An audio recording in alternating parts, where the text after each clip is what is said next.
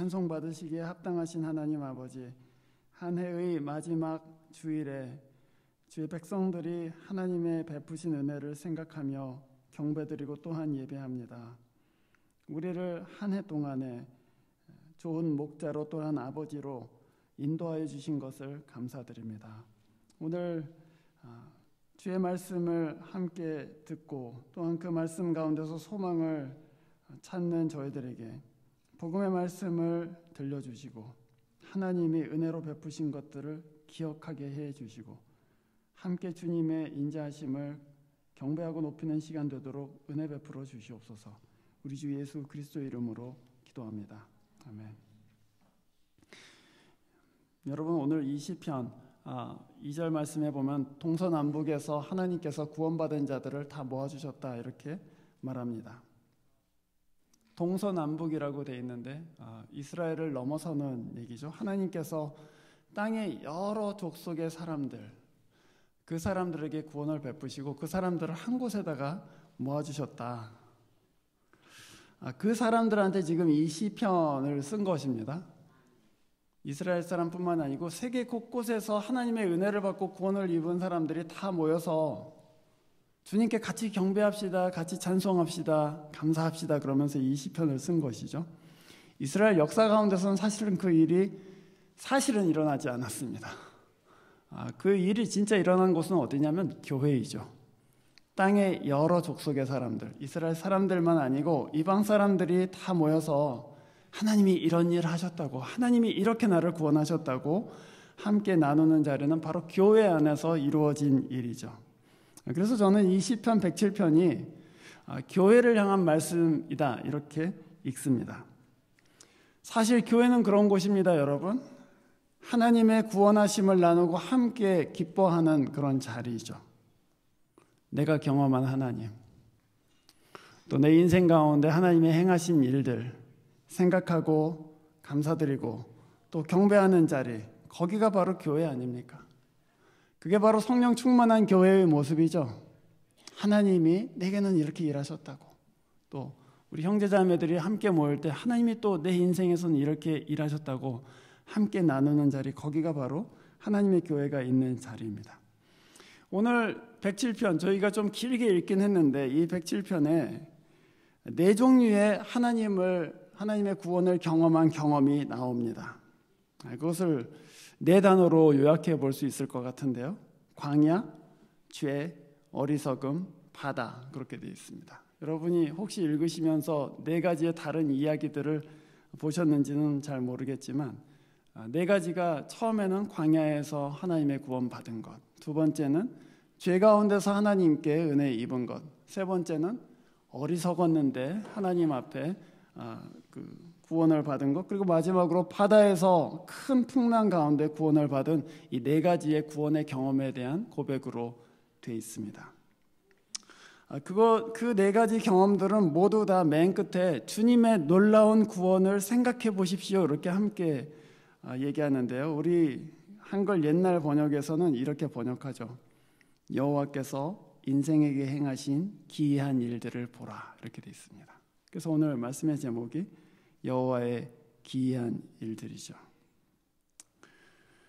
올해 여러분이 경험한 여호와의 기이한 일들은 무엇입니까? 여러분은 어느 때에 하나님의 구원하심 또 하나님의 은혜 베푸심을 경험하셨습니까? 오늘 저희들이 이 네 가지의 경험을 간략하게 살펴보면서 그래, 내가 그때 하나님의 은혜 가운데 있었지, 그래 그때 하나님께서 나를 도와주셨지, 그런 은혜가 여러분 가운데 함께 있으시기를 바랍니다. 첫 번째 사람들, 4절 말씀이죠. 어떤 이들은 광야에서 길을 잃었었다 이렇게 얘기합니다. 광야에서 만난 하나님을 첫 번째 부류의 사람들이 얘기합니다. 우리가 흔히 광야라고 얘기할 때, 우리 인생의 광야 그렇게 얘기할 때 몇 가지의 공통적인 사람들이 의미하는 것들이 있습니다. 첫 번째, 길을 잃은 것이죠. 그렇죠? 광야라는 것은 사실은 길이 없는 곳입니다. 내가 어디로 가는지, 내 인생이 무엇을 향해서 가고 있는지 알지 못할 때, 그때 우리가 흔히 나 지금 광야 가운데 있다 그렇게 얘기하곤 합니다. 또 두 번째, 광야 가운데 광야를 경험한 사람들은 이게 도대체 끝이 있는 것인가 하는 막막함 가운데 있게 됩니다. 이거 언제 끝날까? 내가 겪고 있는 이 어려움 과연 끝날까 하는 그런 막막한 어려움이 있을 때 나 광야 가운데 있다 그렇게 얘기하죠. 또 한 가지는 광야 가운데 있을 때 특징은 뭐냐면 외롭다는 것입니다. 힘들고 배고프고 또 가라고. 그런데 더 제일 어려운 것은 뭐냐면 같이 이 길을 걷는 사람이 없다는 것입니다. 외롭다 그것이죠. 그래서 우리가 혼자 됐을 때, 외톨이와 같이 막막할 때 나 광야 가운데 있어 이렇게 얘기하곤 합니다. 그 첫 번째 부류의 사람들이 그 얘기를 했어요. 우리 광야 가운데 있었습니다. 그런데 광야를 지나면서 하나님께 부르짖었다 이렇게 되어 있습니다. 6절 말씀이죠. 그들이 그 고난 가운데서, 광야 가운데서 주님께 부르짖을 때에 주님께서는 고통에서 건져주셨다 이렇게 얘기했습니다. 부르짖었다, 불렀다는 말보다는 훨씬 더 강한 표현이죠. 그냥 불렀다 이게 아니고 내 마음 깊은 곳에서 하나님께 내 목소리를 다해서, 내 전심을 다해서 하나님께 부르짖었다 그것입니다. 하나님 밖에는 달리 희망이 없었기 때문이죠. 광야에서 어디 의지할 데도 없고 하나님만 바라볼 수밖에 없구나. 그 간절함 가운데 하나님을 향해서 목소리를 높일 때 그것을 부르짖었다 이렇게 얘기합니다. 하나님께서는 광야에 우리를 두실 때가 있습니다.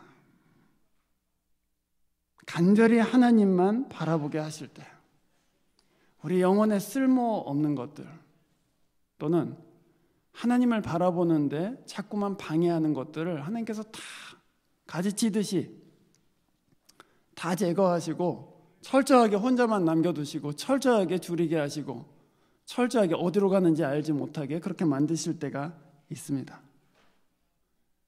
그때 우리 마음은 정말 바라볼 분은 하나님밖에 없구나 그러고서는 우리 영혼 중심으로부터 하나님을 간절하게 바라게 되죠. 그때 고난의 유익에 대해서 저희들이 비로소 깨닫습니다. 내가 이 고난 당하지 않았으면, 내가 이 광야 거치지 않았으면 하나님께 전심으로 나아갈 수 있었겠는가. 그것이 고난의 유익이죠. 하나님을 전심으로 바라볼 수 있게 하나님께서 인도하신다. 여러분은 올 한 해 어떤 광야를 지나셨습니까? 누구도 광야를 좋아하지 않습니다. 그러나 하나님께서 여러분을 광야 가운데 두셨다면 그것은 여러분 영혼을 전심을 다해서 하나님을 바라보라고 하나님께서 그렇게 만들어 주신 환경이고 또한 여러분을 그 길로 인도하시는 것이죠. 여러분 광야 가운데 있다고 한다면 그때는 하나님밖에 없는 거예요. 그때는 하나님께만 부르짖어야 되는 것입니다. 그때는 다른 것들을 다 끊고 내가 의지하던 것들을 다 끊고 저는 하나님만 바라봅니다 하면서 여러분 마음의 중심을 주님께 올려드리시기를 바랍니다. 7절 말씀, 그렇게 부르짖었어요. 고난 가운데서 간절히 부르짖었습니다. 그랬더니 바른 길로 들어가게 하셨다 이렇게 되어 있습니다. 그리고 한 성에 도달하게 하셨다. 무슨 얘기입니까? 길 대신 그리스도를 찾게 하셨다. 그리고 하나님의 가족인 교회를, 믿음의 동반자들을 만나게 하셨다. 그래서 그 성, 거룩한 성 새 예루살렘에 거하게 하셨다 그 얘기죠. 이제 더 이상 혼자가 아니구나. 하나님이 나를 광야에서 이끌어내셔서 믿는 자들과 함께 두시고 길 대신 그리스도를 찾게 해주시는구나. 그것이 위로입니다. 그리스도께서는 우리의 허기를 채워주시고 가란 자에게 생명수를 한량없이 부어주심으로 더 이상 목마르지 않게 해주셨다. 그것이 광야의 은혜이죠. 하나님께 이 광야의 은혜를, 하나님 앞에서 이 광야의 은혜를 경험하셨습니까, 여러분? 만약에 그렇다면 오늘 이 말씀을 고백하는 사람들과 함께 하나님의 인자하심을, 그 선하심을 함께 감사하실 수 있기를 바랍니다. 두 번째 10절 말씀, 두 번째 경험은 죄로 인한 곤경의 경험입니다. 우리가 사실 그 얘기 하기 별로 싫어하지만 하나님의 말씀 너무 정확하게 가르칩니다.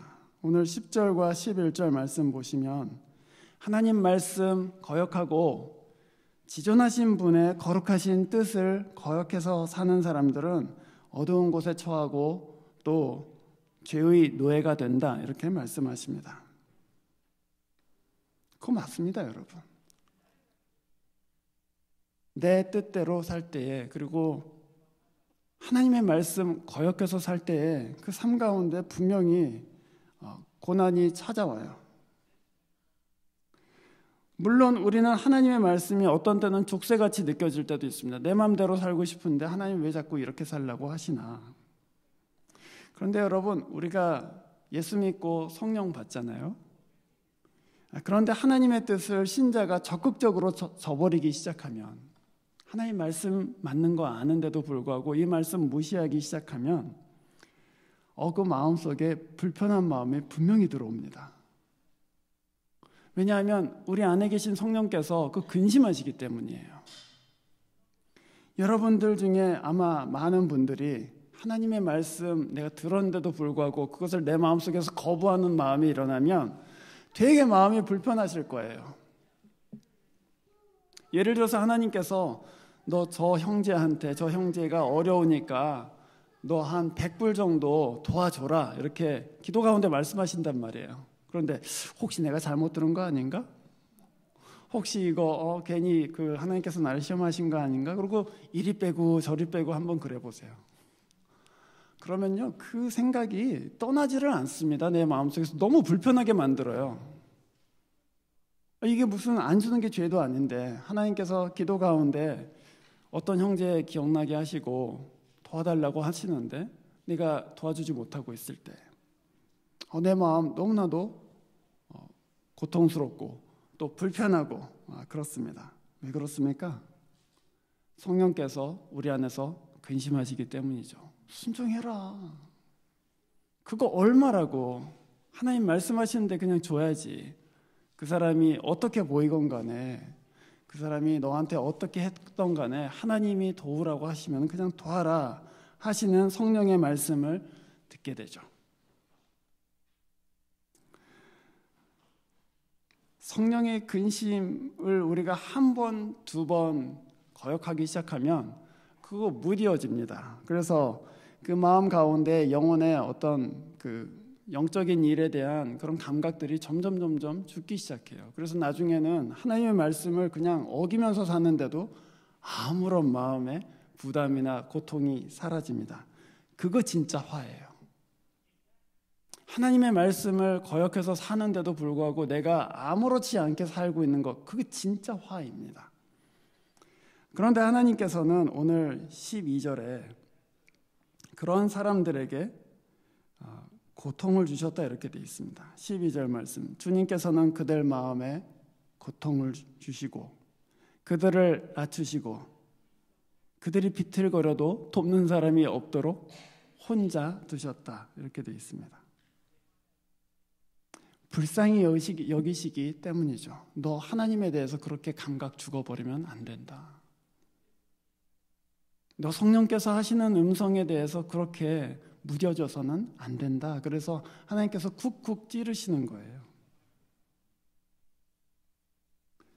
그래서 그들은 그 마음의 고통 가운데서 또는 낮아진 그 바닥에서 하나님을 향해서 또 부르짖었습니다. 13절, 그러나 그들이 고난 가운데서 주님께 부르짖을 때 하나님께서는 그들을 곤경 가운데서 또 건져주세요. 그러면서 16절에 보시면은 주님께서는 놋대문을 부수시고 쇠빗장을 깨뜨리셨다 이렇게 되어 있습니다. 죄가 우리를 얽매일 때, 우리 육체의 정욕이 우리를 노예로 삼아서 우리를 좌지우지하려고 할 때 주님께서는 그것을 깨뜨리신다, 죄의 권세를 깨뜨리신다 그거예요. 여러분, 오늘 올 한 해 동안 하나님의 뜻을 아시면서도 무시한 것들이 있습니까?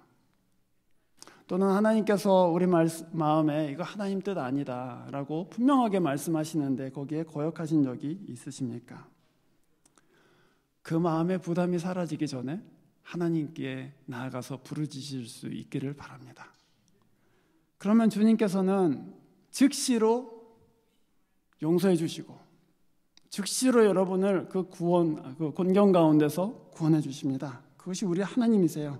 죄가 우리를 노예로 삼는 것을 원하시지 않기 때문에 우리가 그 죄를 고백하고 하나님 앞으로 나아가면 바로 건져 주십니다. 그러면 우리가 오늘 16절에서 보는 것과 같이 자유케 될 것입니다. 그것이 두 번째 경험이에요. 내 죄 가운데 있었다가 하나님께서 자유케 해주셨다. 17절 보시면 세 번째 구원의 경험은 어리석음에 관한 것입니다. 죄의 본성 중에 하나는 뭐냐면 우리를 어리석게 만드는 것입니다. 여러분, 사람이 굉장히 화났을 때 막 성질내고 그럴 때 옆에 있는 사람들이 그런 말 하지 않습니까? 저 사람 멀쩡하게 생각하면은 그냥 뻔한 길을 왜 저렇게 이상한 결정을 하지? 우리가 막 화를 낼 때 정상적인 이성적인 사고가 불가능해지잖아요. 그래서 평소라면 당연히 안 할 일들을 하기도 하고 평소라면 안 할 결정을 하기도 해요. 굉장히 미련한 결정을 할 때가 있습니다. 그래서 사실 여러분, 이 감정이 아주 요동칠 때, 특별히 분노할 때나 또는 어떤 낙심 가운데 있을 때나 절망 가운데 있을 때 함부로 결정하는 것 아닙니다. 특별히 분노 가운데 있을 때 아무것도 결정하지 마세요. 분노 가운데 있을 때는 그 시간을 통과해야 돼요. 그때는 결정할 때가 아니에요. 왜냐하면 내 마음이 죄로 인해서 이미 어두워졌기 때문에 그때 하는 결정들은 상당히 미련한 결정들이 되기가 쉽습니다. 그 분노를 가라앉히고 그 낙심을 가라앉히고 하나님께서 내 마음을 다시금 정상으로 회복해 주시도록 한 다음에 그때 결정하는 거예요. 죄는 우리를 항상 미련하게 만드는 것이죠. 시편 73편, 오늘 읽지 않았지만 시편 73편에서 이 기도자는 자기가 악인의 형통함을 부러워하다가 하마터면 실족할 뻔했다 그렇게 얘기합니다. 악인들을 보는데 이 사람들은 죄를 짓고 막 불의하게 사는데도 하는 일마다 잘 되고 떵떵거리고 살고 나는 하나님의 의를 쫓아서 사는데 가난하지 힘들지 몸 아프지 뭐 그런 것 때문에 상당한 괴로움을 받고 실족할 뻔했다 이렇게 얘기해요. 내게는 하나님이 주신 영원한 평화와 영생이 있고 저 사람은 잠깐의 평화를 누리고 있는데 그거 이성적으로 생각하면 합리적으로 생각하면 그거 잠깐 누리는 건데 뭐 하고 지나갈 수 있잖아요. 그런데 내 안에 시기하는 마음이 생기면 그래서 죄가 내 마음을 어둡게 하면 그게 너무너무 속상한 거예요. 나는 왜 이러고 사나. 그래서 괴로웠어요. 시편 73편의 기자가 그것 때문에 나 실족할 뻔했다고. 그것 때문에 하나님께서 내게 주신 은혜와 또 약속을 다 잃어버릴 뻔했다고 그렇게 고백합니다. 그러다가 73편 22절에서 그런데 내가 성소에 들어갈 때에 깨닫게 되었습니다. 그렇게 얘기해요. 저건 정말 잠깐 지나가는 영광에 불과하구나. 하나님은 자기의 백성들을 영영한 영광으로 들어가게 해주시겠구나. 그것을 깊이 깨달아요. 그러고서는 뭐라고 고백하냐 하면은 내가 하나님 앞에 짐승과 같이 어리석었습니다. 이렇게 얘기해요. 내가 진짜 짐승과 같이 어리석었구나. 그거 몰랐구나. 그렇게 고백합니다. 성도의 삶 가운데 지혜가 사라지면 우리 영혼에 깊은 병이 듭니다. 이 사람은 오늘 말씀에 죽음의 문턱까지 이르렀다고 되어 있습니다. 18절 말씀이죠. 밥맛도 잃어버렸어요. 속상하고 힘들고 또 하나님께서 왜 이렇게 나를 다루시나 하는 그런 여러 가지 안타까운 생각 때문에 영혼에 깊은 병이 들었었습니다. 밥 먹고 싶지도 않았다고 그렇게 얘기해요. 그러나 19절 그 고난 가운데 이 사람도 부르짖었어요. 하나님, 내 하나님. 그랬더니 주님께서 그 고난 가운데서, 그 고난이라는 것은 마음의 고난이에요. 죄로 인해서 어리석어진 그 마음의 고난 가운데서 나를 건져주셨다. 그런데 20절에 보면은 어떻게 건져주셨는가? 단 한마디의 말씀으로 그들을 고쳐주셨다 이렇게 되어 있습니다. 병든 영혼이 생명을 찾는 길은 살아계신 하나님의 말씀을 듣는 것이죠. 그 말씀이 우리 마음 가운데 들어와서 진리로 여겨지고 그 말씀이 진짜 맞구나 그 믿음 가운데 받아들이면 그러면 그 말씀이 우리를 고쳐요. 넉넉히 이길 수 있도록 해주십니다. 여러분, 이 신자가 이 세상에 살면서 물론 다른 사람들과 같이 잘 살고 싶은 마음 왜 없겠어요? 또 다른 사람들과 같이 건강하게 또 아무 문제 없이 살고 싶은 마음 있지요. 그러나 여러분, 우리가 진짜 하나님께서 주시는 하나님의 나라의 약속들을 믿지 못하면 우리 여기서 얼마나 비참하게 생각되겠습니까? 예수 믿는 거 아무 소용없어 그러면서 이거 봐 아무것도 안 되잖아, 돈이 잘 벌리는 것도 아니잖아 뭐 그러면서 마음 가운데 깊은 낙심과 절망할 수 있습니다. 그러나 그때에 주님께서는 한 말씀을 허락해 주세요. 사람이 그런 절망과 낙심 가운데 있다가 일어서는 것이 무슨 대단한 설교를 듣고 무슨 뭐 신학책을 읽고 그래서 나오는 것이 아닙니다. 하나님의 한 말씀, 내가 너를 사랑한다 그 말씀, 내가 너한테 영생을 줬다 하는 그 말씀, 그 한 말씀이 내 마음 가운데 들어와서 아멘 하고 받을 때 그 영혼의 깊은 병이 고쳐집니다. 여러분, 올 한 해 동안에 그 하나님의 한 말씀의 은혜를 받으셨습니까? 여러분이 깊은 낙심 가운데 있을 때 그 말씀이 빛을 비추어 주는 경험을 해보셨습니까? 여러분이 시기하고 질투하는 마음 때문에 막 낙심할 때 내가 예수로만 넉넉합니다 하는 그 믿음이 들어와서 나를 고친 것을 경험해 보셨습니까? 만약에 그렇다면 오늘 함께 하나님이 그 말씀 제게 주신 것을 감사드립니다 하고 함께 감사하실 수 있기를 바랍니다. 그게 아니라면, 아직 그런 말씀 안 왔다면 그때는 어떻게 해야 될까요? 부르짖어야 될 때이죠. 하나님, 저 어리석음 가운데 있습니다. 지혜를 주시고 한 말씀 허락하여 주시옵소서. 그렇게 하나님께 간절한 마음으로 부르짖으실 수 있기를 바랍니다. 23절 말씀, 마지막 경험이죠. 이 경험은 하나님을 의뢰하는 것에 관한 경험, 의뢰함에 관한 것입니다. 큰 바다를 헤치며 장사하는 사람들 얘기가 거기에 나와 있습니다. 장사를 그냥 동네에서 구멍가게 하는 것이 아니고 큰 바다에 나가서 해상무역한다는 얘기죠. 이 사람들은 누구냐면 힘이 있는 사람들이시죠.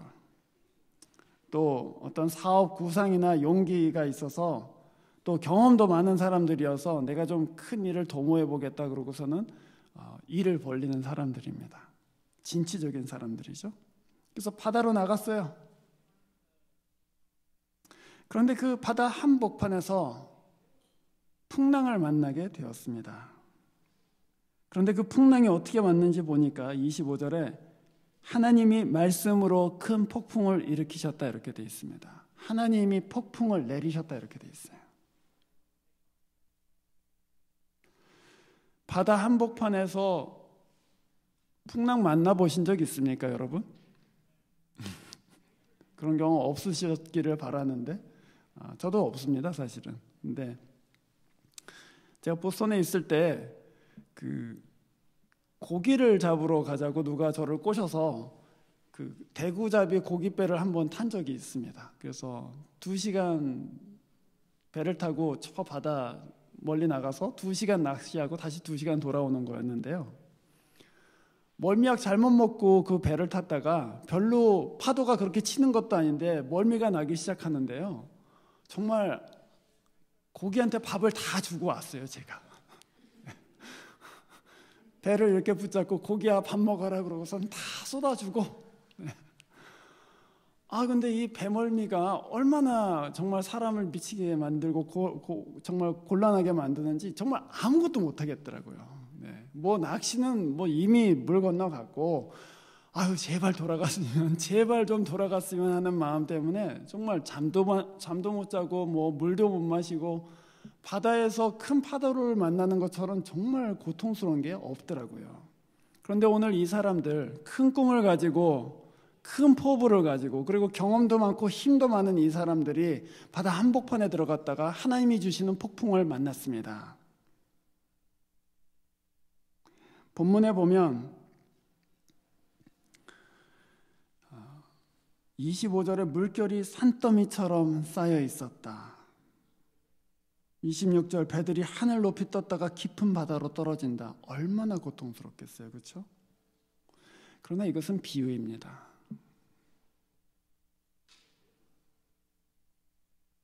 내 인생에 어떤 큰 일을 도모하고자 하였으나 큰 어려움에 닥쳤다는 얘기죠. 내 힘으로 할 수 있을 것 같았어요. 그래서 큰 바다로 나가고 계획도 있었고 힘도 있었고 배도 있었고 다 있었어. 그런데 하나님이 폭풍을 일으키시니까 아무짝에도 쓸모가 없는 것이죠. 그래서 심지어는 뭐라고 얘기하냐면은 27절 끝에 이렇게 되어 있습니다. 지혜가 아무 쓸모가 없었다. 네가 가진 힘도 쓸모없고 네가 가진 지혜도 쓸모없고 네가 가진 계획도 아무것도 쓸모없는 그 상황 가운데 떨어졌습니다. 하나님의 말씀 한마디면 내 인생이 송두리째 흔들릴 수 있구나, 그것을 알게 됐어요. 하나님이 한 말씀으로 그냥 폭풍을 보내시면 내 인생 진짜 여기서 어떻게 될지 알지 못할 정도로 그냥 그렇게 흔들리는 인생이구나. 그 말씀을 뒤집어 보면 무슨 얘기입니까? 지금까지 내 인생을 붙들고 계시는 분은 하나님이셨구나. 나는 내가 잘했다고 생각했는데, 나는 내가 공부해서, 내가 일해서, 내가 노력해서 이 기반 닦았다고 생각했는데 하나님이 붙들고 계셨구나. 그것을 알게 됐습니다. 그래서 어떻게 했죠? 부르짖었습니다. 또 부르짖었어요. 하나님, 제 인생은 주님 손에 있습니다. 저를 이 풍랑 가운데 건져주십시오. 그러고서는 간절하게 부르짖었습니다. 풍랑을 주신 분은 누구십니까? 하나님이시죠. 그래서 신자는 풍랑 가운데 있을 때 풍랑하고 싸우지 않습니다. 풍랑을 주신 하나님과 싸우죠. 풍랑을 주신 하나님 앞에 부르짖습니다. 내 삶의 고난도, 내 삶의 평화도, 내 삶의 모든 부분이 주님 손 가운데 있습니다라고 고백합니다. 그래서 내 지혜를 의지하지 않는 법을 배우고, 내 능력을 의지하지 않고 살고 하나님을 의지하면서 사는 법을 거기서 배워요. 내가 잘 나갈 때는 알지 못했어요. 그러나 풍랑이 오고 나서야 하나님, 저는 아무것도 아닙니다. 저는 기도밖에 없고 저는 하나님밖에 없습니다. 그 믿음과 겸손을 배우게 됩니다. 여러분, 올 한 해 동안 여러분이 어떤 일을 어떻게 성취하셨던 간에 여러분의 인생은 주님 손 안에 있음을 고백하시기를 바랍니다. 여러분의 건강도, 여러분의 학업도, 여러분의 일도, 여러분의 가정의 평화도 다 하나님 손에 있어요. 그 하나님께서 여러분을 붙들고 계시고 그 하나님이 여러분을 붙잡고 계시기 때문에 지금까지 온 것이죠. 그 하나님을 생각하고 그를 신뢰하는 믿음, 또 그의 은혜를 인정하는 겸손함 가운데 하나님의 이름을 간절히 부르실 수 있기를 바랍니다. 이 네 가지의 경험이 우리한테 가르치는 것이 몇 가지 있습니다. 첫 번째는 고난은 절대 우연이 아니라는 것이죠. 이 네 가지의 경험에서 항상 하나님께서는 고난을 의도적으로 보내셨습니다. 고난은 하나님이 우리의 유익을 위해서 사용하는 도구입니다. 그래서 고난 당할 때 하나님이 멀리 계신 것이 아니고 사실은 가까이 계신 것이죠. 그것을 믿으실 수 있기를 바랍니다. 두 번째는 이 네 가지의 경험은 반복해서 그게 어떤 상황이든지 상관없이 그게 죄로 인한 상황이건 그게 그냥 일어난 상황이건 하나님께 부르짖었어요. 고난이 오면 하나님께 간절한 마음으로 부르짖으시기를 바랍니다. 그게 사는 길이에요. 세 번째,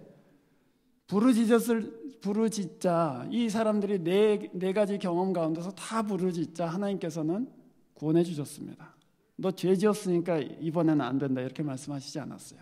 너 어리석으니까 깨어날 때까지 내가 기다리겠다 이렇게 말씀하시지 않았습니다. 다 구원해 주셨습니다. 부르짖는 자에게 인자하신 하나님의 성품을 믿으시기를 바랍니다. 그게 기이한 일들이잖아요.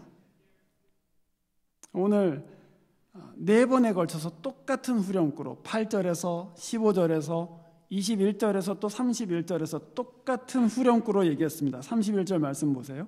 주님의 인자하심을 감사하여라. 사람에게 베푸신 주님의 놀라운 구원을 감사하여라. 그렇게 얘기했습니다. 놀라운 구원의 일 그렇게 얘기했습니다. 그게 뭐죠? 광야에서 한 성으로 들어가게 된 것, 죄 가운데 있을 때 하나님께서 건져주신 것, 어리석은 마음 때문에 고난당하고 있었는데 거기서 하나님의 말씀으로 고쳐진 것, 또 바다 가운데 풍랑 만났을 때 거기서 구원받은 것, 그런 것 아닙니까? 그 기이한 일이죠. 맞습니다. 그 다 기이한 일들 맞아요. 하나님께서 하신 기이한 일들 맞습니다. 그러나 여러분, 진짜 기이한 일이 뭡니까? 오늘 이 네 가지 경험들을 보면서 진짜 기이한 게 뭐예요? 진짜 기이한 건 뭐냐면 내가 누군데 하나님께서 내 부르짖음에 응답하시는가, 그것입니다. 나는 광야에서 아무 힘도 없이 헤매던 사람인데, 나는 심지어는 하나님의 법을 따르지 않고 반역하던 사람인데, 나는 심히 어리석어서 하나님이 계신 줄도 제대로 알지 못했던 사람인데, 내가 누구라고 하나님께서 내가 부르짖을 때 나를 들어주셨는가? 그게 진짜 기이한 일들이에요.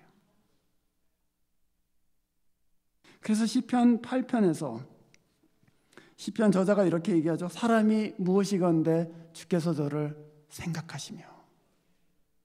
제가 뭐라고 주님께서 생각하십니까?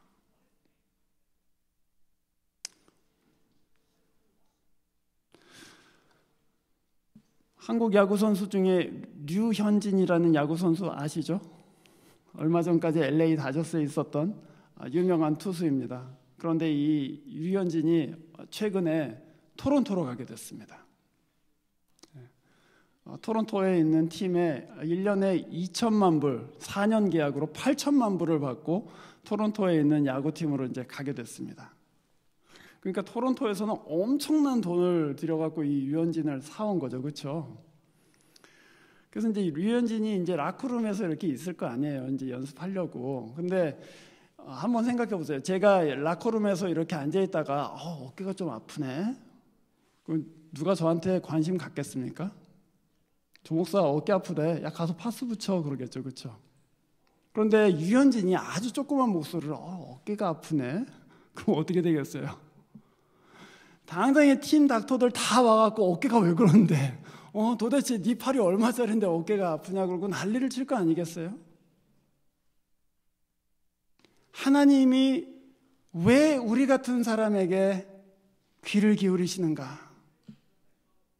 내가 뭐라고 하나님께서 들으시는가? 너무 기이한 일이잖아요.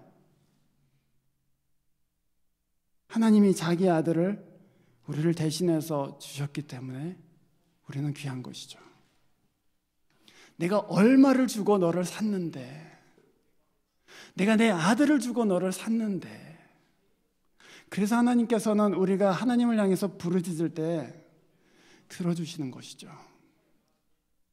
우리가 귀하기 때문입니다. 여러분은 하나님의 아들의 피값으로 사신 귀한 사람들입니다. 야구선수로 치면 유현진 같은 분들이죠. 그렇기 때문에 하나님은 여러분을 결코 잃어버리실 수가 없습니다. 여러분이 광야에 있건, 여러분이 실족하여서 죄 가운데 있건, 여러분이 어두워서 정말 지혜가 없어서 하나님 알지 못하고 헤매일 때, 여러분이 큰 곤경 가운데 있을 때 하나님은 여러분을 잃어버리실 수가 없어요. 그래서 부르짖는 자에게는 하나님께서 귀를 기울여 주십니다. 저는 그것이 진짜 기이한 일이라고 생각해요. 하나님의 진짜 기이한 일들은 하나님이 우리 인생에 무슨 좋은 일을 해주신다 이런 것들이 아닙니다. 하나님이 내 신음소리, 내 부르짖음에 귀를 기울여 주신다. 그게 진짜 기이한 일이에요. 오늘 이 말씀, 네 가지의 구원의 경험을 말한 이 말씀은 우리가 어떤 상황에 있든지 간에 하나님은 우리를 돌보고 계시다는 것을 증거합니다. 새해에는 여러분의 신음소리, 여러분의 부르짖음에 귀를 기울이시는 그 하나님께 부르짖으시기를 바랍니다. 또 여러분 인생에 하나님이 행하시는 그 기이한 일들을 함께 경험하고 또 이웃과 함께 내 하나님이 이렇게 일하시더라 하고 나누실 수 있기를. 그래서 우리 가운데 하나님이 행하신 일들, 하나님이 우리의 기도에 응답하시고 우리를 들어주신 그 기쁨으로 인해서 풍성한 교회, 또 기쁨이 가득한 교회 되기를 주의 이름으로 축원합니다. 기도하겠습니다. 하나님, 저희들 가운데 올 한 해 동안에 베풀어 주신 은혜와 또 사랑에 감사드립니다. 우리가 어느 상황 가운데 있든지 주님이 우리를 눈동자와 같이 살펴보시고 또한 보호해 주시는 것을 알고 감사드립니다. 주님께 마음 다해서 나아가는 한 해가 되도록 저희들 마음 가운데 빛을 비추어 주시옵소서. 또 흑암 가운데 있건 광야 가운데 있건 어리석음 가운데 있건 곤경 가운데 있건 주의 백성들이 부르짖을 때 하나님 즉시로 구원해 주시고 그 강한 오른손으로 보호하여 주시옵소서. 우리 주 예수 그리스도 이름으로 기도합니다. 아멘.